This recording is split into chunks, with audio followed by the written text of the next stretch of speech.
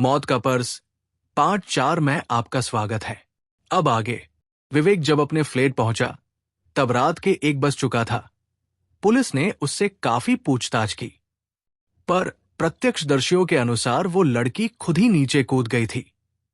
विवेक ने पुलिस को बताया कि वो उस लड़की का खोया पर्स लौटाने एक बार उसके घर गया था, इसलिए वो उसे पहचानता था। वो सिर्फ पहचान बढ़ाने की नीयत से उस लड़की के पास गया था।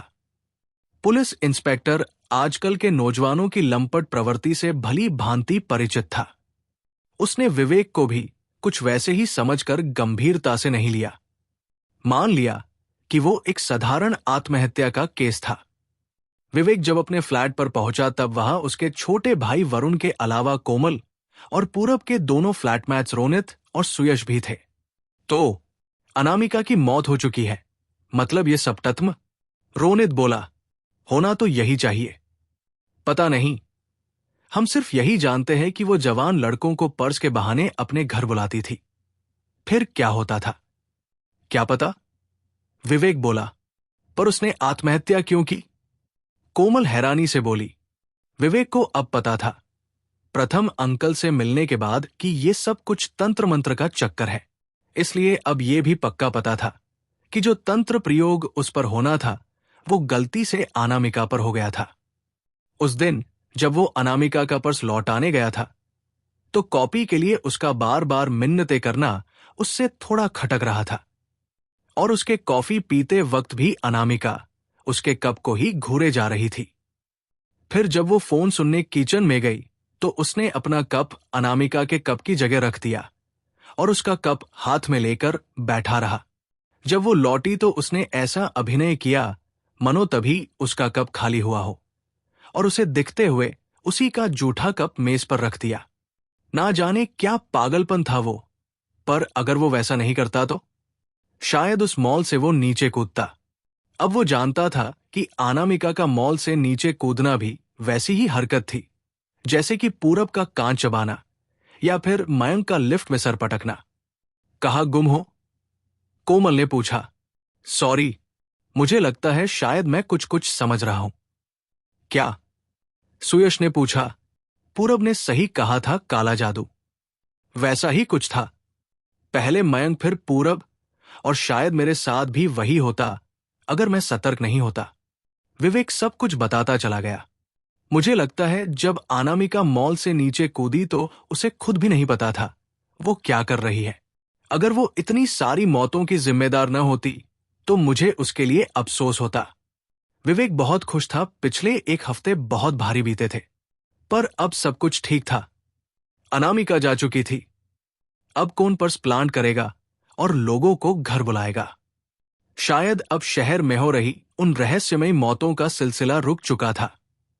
और तुम उस घर में भी गए थे और तुमने वहां कॉफी भी पी, प्रथम अंकल ने कहा।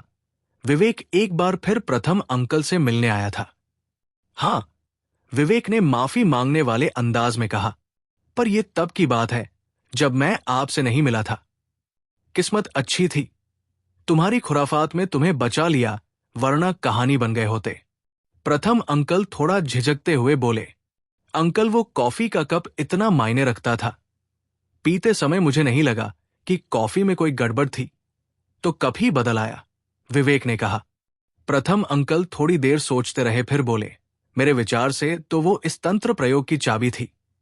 तुमने कप उस लड़की के कप से बदला, और अगर उस लड़की के साथ जो कुछ भी हुआ वो इसी का नतीजा था, तो बिल्कुल कप मायने रखता था। खैर, अंत भला तो सब भला, विवेक खुशी से बोला। अच्छा, अंत हो भी गया क्या? प्रथम अंकल उसे गौर से देखते हुए बोले। क्या मतलब? विवेक बोला। अनामिका तो मर चुकी है ना? हां, मगर उसकी दादी जिंदा है।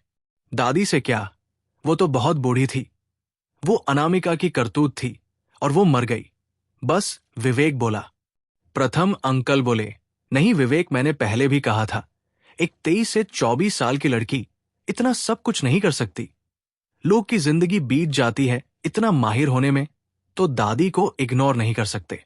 हो सकता है वो ये सब किसी और से ये सब करवा रही हो, दादी इनोसेंट हो। पर अब करवाने वाली तो नहीं, विवेक जिद भरे स्वर में बोला। एक बार पता करने में क्या हर्ज है, प्रथम अंकल बोले। और विवेक सोचने लगा। वो बहुत न्यूश था कि उसने सब ठीक कर दिया है, पर प्रथम अंकल ने उसके खुशी के गुब्बारे में पिन चुबा दिया था। वो वापस घर आ रहा था जब उसका फोन बजा। पुलिस की कॉल थी। उसे फौरन पुलिस स्टेशन बुलाया था। तो आपको एक गुमा पर्स मिला और आप उसे लौटाने उस खंडर जैसे मकान में गए और आपको वो लड़की अनामिका मिली, राइट? पुलिस इंस्पेक्टर ने पूछा। हाँ, विवेक ने कहा। उसे थोड़ी चिढ़ हो रही थी कि उससे इस तरह सवाल जवाब किया जा रहा है। इंस्पेक्टर ने कहीं इशारा किया। एक हवालदार बाहर को चला गया। जब वो लौटा तो उसके साथ एक लड़की थी। विव के पीछे मुड़कर पहले तो उससे उलझन से देखता रहा, फिर वो उससे पहचान गया। बैठिए, इंस्पेक्टर बोला और वो लड़की विवेक के बगल में बैठ गई। ये अखबार में छपी अनामिका की खबर देखकर यहां आई है।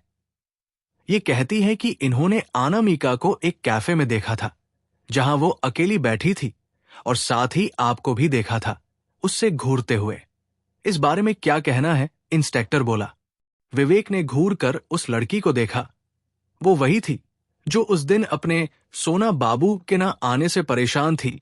विवेक ने जवाब देने के जगह अपने बगल में बैठी उस लड़की को घूर के देखा।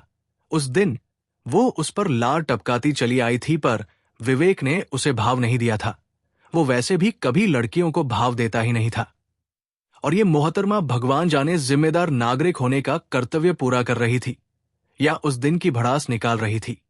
मैं वेट कर रहा हूं, इंस्पेक्टर अधीरता से बोला। इसे चलता कीजिए, मैं सारी बात बताता हूं। विवेक उस लड़की पर एक उपेक्षा से भरी नजर डालता हुआ बोला। इंस्पेक्टर ने उसे चलता कर दिया। फिर विवेक को देखा। वो लड़की जानबूझकर अपना पर्स पब्लिक प्लेसेस पर छोड़ा करती थी। एक बार मैंने उसे ऐसा करते देखा। मुझे कुछ अजीब लगा तो मैंने उसे वॉच किया। देखा तो वो अक्सर यही किया करती थी। विवेक ने कहा, आप पुलिस के पास क्यों नहीं आए? क्या यह क्राइम है किसी जगह पर एक मामूली सा पर्स छोड़ देना? विवेक ने कहा। और इंस्पेक्टर ने न मैं सर हिलाया। उस दिन भी कैफे में वो यही कर रही थी और मैं उसे वॉच कर रहा था। जब वो मैडम मेरे सर पर टपकी, जो यहां से अभी अभी गई है, फिर मैंने सोचा उस लड़की अनामिका से बात करूं कि वो ये क्यों करती है। विवेक बोला। तभी मैं उसके घर गया और हमने उसके पूरे घर की तलाशी ली। वहां की हालत नहीं बताती कि वहां कभी कोई रहता भी था। एक वीरान जर्जर घर, वो सालों से वीरान पड़ा लग रहा था। इंस्पेक्टर ने जैसे अचानक उस पर हमला किया, पर वो वही थी, अनामिका और उसकी दादी। विवेक जिद्द भरे स्वर में बोला। दादी, वहां हमें कोई बूढ़ी औरत नहीं मिली। हमने आसपास पूछताछ भी की, इंस्पेक्टर बोला। विवेक को अब थोड़ी चिंता होने लगी थी। वो रहस्यमयी बुढ़िया कहां गई?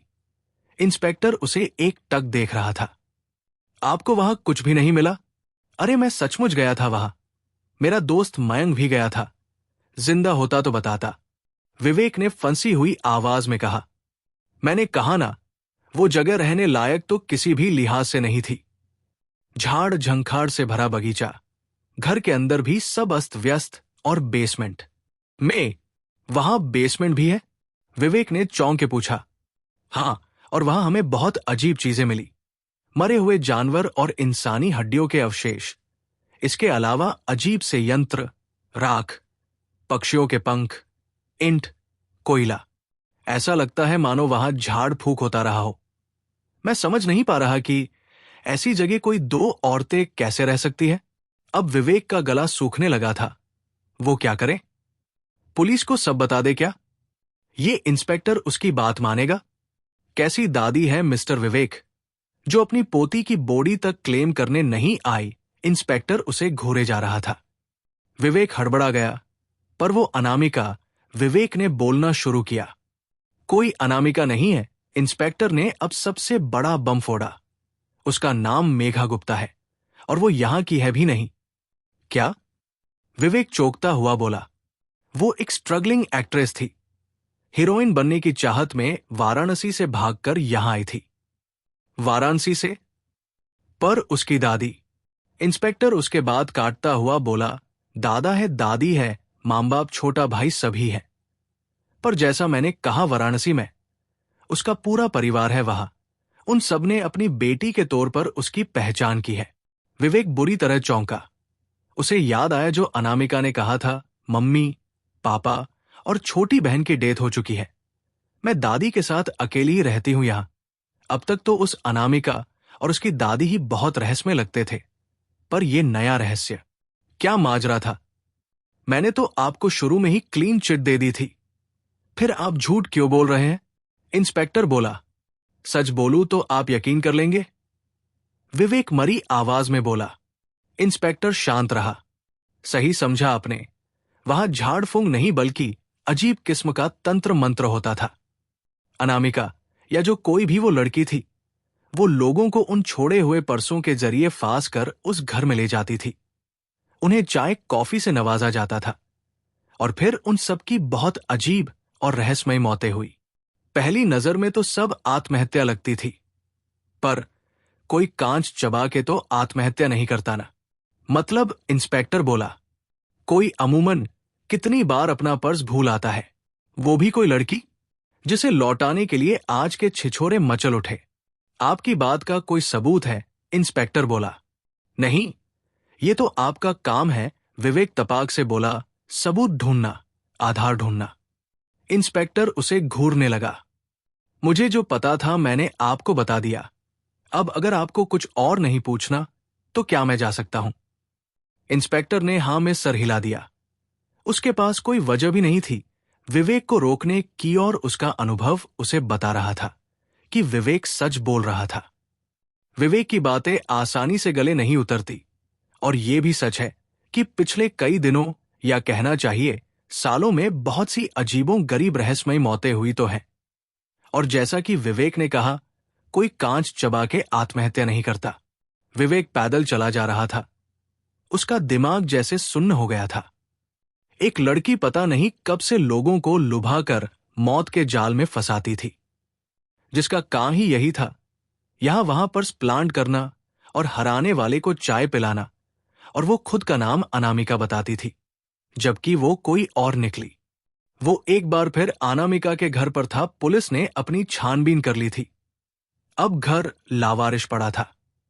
विवेक ने अच्छी तरह जांच परख लिया था कि घर में कोई ना था, और उसे ये सब करते कोई देख नहीं ले।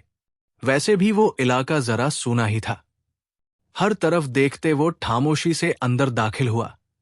वो हैरानी से पूरे घर को घूरे जा रहा था। सामने वो सोफा पड़ा था जिस पर वो अनामिका के साथ बैठा था, पर अब वो सोफा टूटा धूल खाया हुआ था।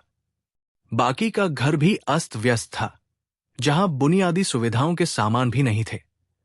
पूरे घर में फर्श पर, दीवारों पर धूल जमी हुई थी, जैसे सालों से सफाई न हुई हो। ऐसा लग रहा था जैसे मकान सालों से वीरान पड़ा हो। उसने सर थाम लिया। अरे यार, ये क्या माजरा है? ये कैसे संभव है? अभी कुछ दिनों पहले ही तो वो यहां आया था, इसी घर में, इसी सही सलामत ड्राइंग रूम में बैठकर सही सलामत किचन में बनी कॉफी पी थी। मैंने और मैं ही क्यों, कितने लड़के तो आए थे यहां, मयंक और वैसे ही दूसरे। विवेक अपने बेडरूम में था। कल तक वो बहुत खुश और हल्का महसूस कर रहा था। पुलिस वाले की बातों ने और खुद उसने वहां जाकर जो देखा, उन चीजों ने उसकी नींद गायब कर दी थी। सबसे खतरनाक पॉइंट तो प्रथम अंकल ने उठाया था, दादी को इग्नोर मत करो। क्या अभी भी कुछ बाकी है? वो उठ के बैठ गया। नहीं, मैं कुछ ज्यादा ही सोच रहा हूं, उसने खुद को समझाया। अनामिका मर चुकी है और वो इस सब की मास्टरमाइंड थी। अब सब ठीक होगा। फिर भी अगर आने वाले दिनों में किसी के साथ कुछ गड़बड़ हुई तो सीधा पुलिस के पास जाएगा, और सोने की कोशिश करने लगा। अफसोस, कुछ गड़बड़ होने के लिए उसे आने वाले दिनों तक इंतजार नहीं करन आ पड़ा। वो एक बेचैनी सी नींद सो रहा था जब उसके कान के पास कोई फुसफुसा। वो नींद में थोड़ा कसमसाया और करवट बदलकर दोबारा सो गया। फिर वो अचानक उठ बैठा। ऐसा क्यों लग रहा था कि कमरे में कोई और भी है? उसने हर तरफ देखा, बाथरूम में, कबर्ड में, बालकनी में झांका। फिर सोचा कि शायद ये सब मानसिक तनाव की वजह से है। प्रथम अंकल सही थे, वो बुघिया ही गड़बड़ थी। वो भाग गई इसलिए वहां कुछ नहीं मिला।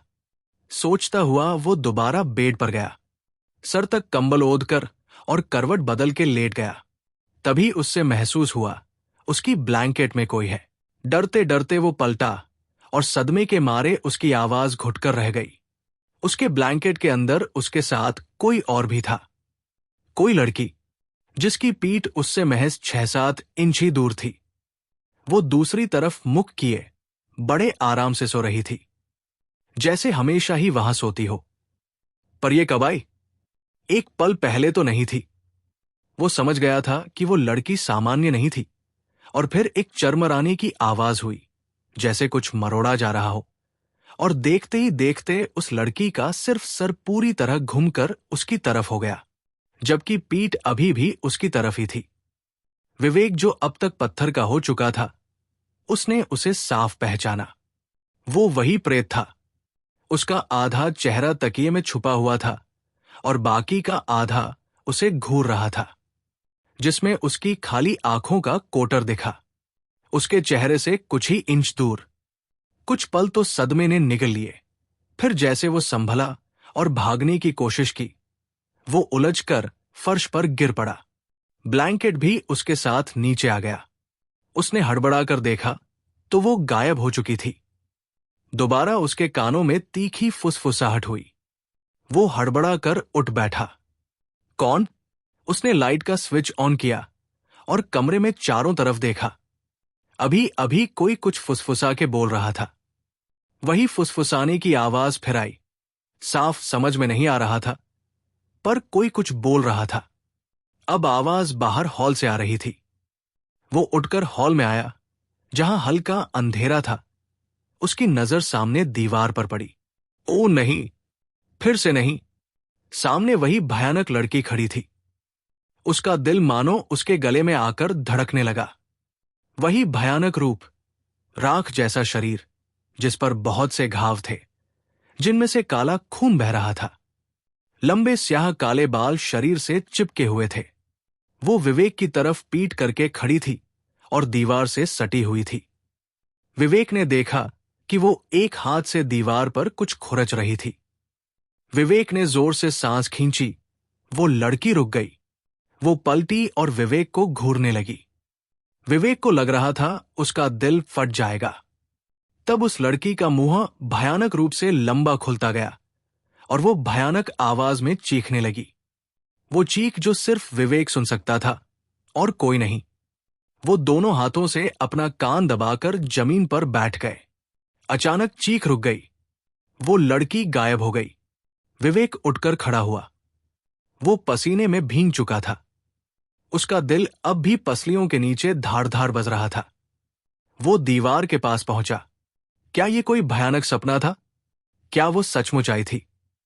तभी उसकी नजर दीवार पर पड़ी, जहां वो लड़की कुछ खुरच रही थी।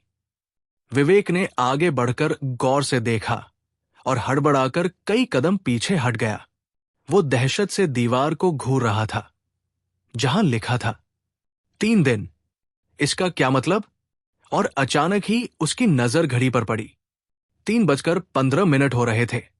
इन सब का क्या मतलब? और फिर उसे कुछ महसूस हुआ, जैसे उसकी गर्दन के पीछे कुछ रेंग रहा है। उसने पीछे हाथ मारा। धीरे धीरे रेंगने का ये एहसास पूरे शरीर में फैलने लगा। वो बेचैन हो गया। ऐसा लग रहा था चमड़ी के नीचे कुछ चल रहा हो। अचानक उसे बहुत गर्मी लगने लगी, मानो पूरा शरीर पिघल जाएगा। वही सब कुछ तो पहले मयंक और पूरब को भी हुआ था। ये क्या हो रहा है? वो हताशा से कुछ बोला, और इस क्या का जवाब सामने दीवार पर लिखा था 3 दिन। विवेक समझ चुका था कि उस पर भी वो काले जादू का प्रयोग हो चुका था। अगले दिन। Good morning. वरुण दमकता सा बोला, क्या भाई, कल फिर सोफे पर सो गए थे क्या? एक तो आपकी ये रात भर टीवी देखने की आदत। बड़बड़ाते हुए उसने चाय के कप मेज पर रख दिया। सोफे पर बुद्ध बना उसका बड़ा भाई विवेक बैठा था, पर उसने वरुण को कुछ नहीं बताया। वो रात भर से जाग रहा था। पिछली रात बहुत भारी बीती थी, जब यहीं इसी हॉल में वो चीखती हुई लड़की के प्रेत से उसका सामना हुआ था और विवेक ने बुरी तरह महसूस किया था कि किसी नामालूम तरीके से उस पर भी वो काला जादू हो ही चुका था। वही खतरनाक जादू जो अब तक दूसरों को चपेटे में लेता आया था और अब उस पर भी शैतानी शिकंजे की तरह आग कसा था। तो अब बस 3 दिन बाद वो भी मयंक और पुरव की तरह ही। चाय, वरुण ने एक कप चाय उसके तरफ बढ़ाते हुए बोला। अच्छा भैया, मैं आज घर निकलने की सोच रहा हूं। नेक्स्ट वीक से सेमेस्टर स्टार्ट हो जाएगा तो फिर टाइम नहीं मिलेगा, वरुण बोला। विवेक ने उसके हाथ से कप ले लिया। तभी चाय के कप से एक बड़ी रोएदार काली मकड़ी निकलकर विवेक के हाथों पर रेंगने लगी। वो बुरी तरह डर गया। कप उसके हाथों से छूट गया। अरे क्या हुआ? वरुण चिखा। आप ठीक तो हो ना? मैं ठीक हूं, विवेक धीमी आवाज में बोला और जल्दी जल्दी पलके झपकाने लगा। वो समझ गया था कि वो मकड़ी सिर्फ उसे ही दिखाई दी थी, वरुण को नहीं। शुरुआत हो चुकी थी। वरुण ने अपने भाई को गौर से देखा। वो थका हुआ सा था। उसके हाथ थोड़ा कांप रहे थे। आंखों के नीचे काले घेरे आ गए थे। चेहरा सफेद पड़ गया था। भैया क्या हुआ आपको? बीमार लग रहे हो? वो उसका माथा छूता हुआ बोला। मैं ठीक हूं, विवेक भरसक अपने स्वर को संतुलित करता हुआ बोला। उसका स्वर लड़खड़ा रहा था। कब निकलना है तुझे? दोपहर को। पर आप? मैं ठीक हूं, बस कल अच्छी नींद नहीं आई। तू चला जा, बहुत दिन हो गए। आज संडे है, आराम करूंगा, ठीक हो जाऊंगा। बोलते बोलते उसका गला भराया। वरुण मम्मी पापा के पास जा रहा था। मम्मी पापा, वो अब उन्हें कभी नहीं देख पाएगा। ठीक है, बोलता हुआ वरुण अपने कमरे में चला गया। पक्का आप ठीक हो? कुछ देर बाद वरुण ने कहा। वो सामान पैक कर चुका था। हाँ मेरे बाप, अब टल भी, विवेक उस पर हल्की सी चपत लगाते हुए बोला। नीचे एक कैब उसके लिए आई हुई थी। वो बालकनी में खड़ा उसे जाता हुआ देखता रहा। अच्छा ही हुआ, उसने मन ही मन सोचा। आने वाले 3 दिनों में जाने उसकी क्या दुर्गति होनी थी। वो नहीं चाहता था कि वरुण वो सब देखता। उसकी आंखें भर आई। पूरब, मयंक, अनामिका, सबका अंजाम देखा था उसने। अफसोस वाली बात यह थी कि उसकी मौत कैसी होगी। काश वो शांति से मर सकता। काश उसे पता न होता कि उसके साथ आगे क्या होने वाला था। बहुत भूख लग रही थी। वो किचन में आया। उसने एक कैसरोल खोलकर देखा और उसके मुंह से हल्की चीख निकल गई। उसमें कटी हुई इंसानी उंगलियां रखी थी। उसे रोनित की बात याद आ गई कि किस तरह पूरब खाने की चीजों को देखकर खींच रहा था। फिर हिम्मत करके उसने एक सेब उठाया और उसे काटता हुआ अपने रूम में आया। अचानक उसने चिढ़कर उस सेब को देखा। सेब को जहां उसने काटा था वहां से खून निकल रहा था, जैसे सेब का खून बह रहा हो। क्या विवेक की जिंदगी अब सिर्फ 3 दिनों की मेहमान है? लेकिन सबसे बड़ा सवाल अब भी बाकी था। आखिर विवेक पर काला जादू हुआ कैसे? चैनल को सब्सक्राइब करें और बेल आइकन जरूर दबाएं ताकि अगला भाग मिस न हो।